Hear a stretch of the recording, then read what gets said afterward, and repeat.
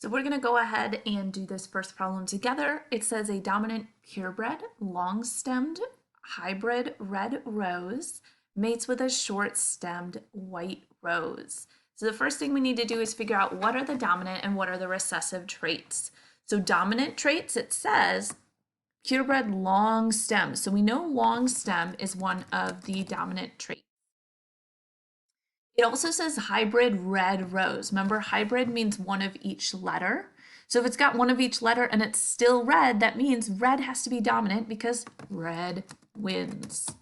So long stem and red are our dominant traits, and short stem and white are the recessive traits. So now we need letter representing the red gene. I'm going to choose R. Representing the white gene, we always choose lowercase. Long gene, big L, short gene, little l. Just a reminder, you can use whatever letters you would like here. It doesn't matter. All right, genotypes of the parents. So now we got to figure out what the parents are. So this says purebred long stem. Purebred means two of the same letters.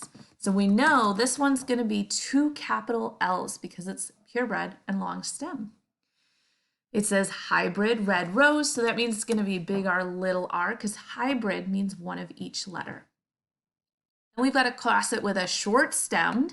We know that short is recessive, so that's going to be little l, little l.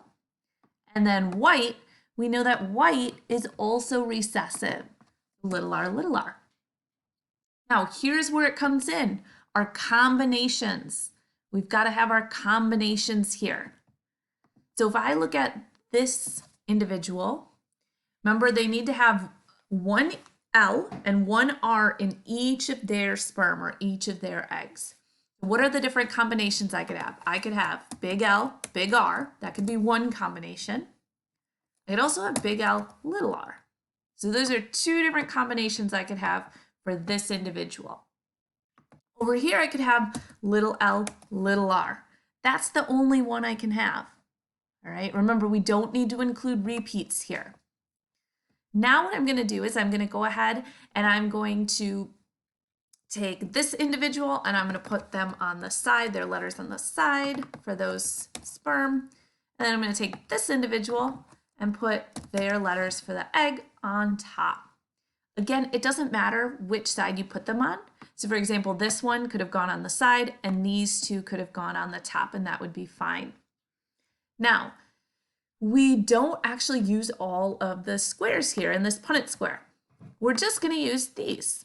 So now we're going to type in the letters. Usually we put the L's together and the R's together. So rather than typing LR, LR, we would type LLRR. Then here, same thing. Now it says what genotypes are possible in the offspring. This just means what letter combinations are possible. Well, I've got this combination, and I've also got this combination, and I'm literally just copying and pasting them. Next, it asks us, what's the probability of an offspring being red and long? If we go back up, show us red is a capital letter, long is a capital letter. So how many of these have at least one capital L and one capital R? Just this one. And since there's only two Punnett squares here, we would write 1 out of 2. Or you could convert that to a percent and write 50%. This guy is going to be long because he's got one capital letter and white. Okay, so white and long would also be 1 out of 2. These would be 0. You can either leave them blank or you can write them as 0.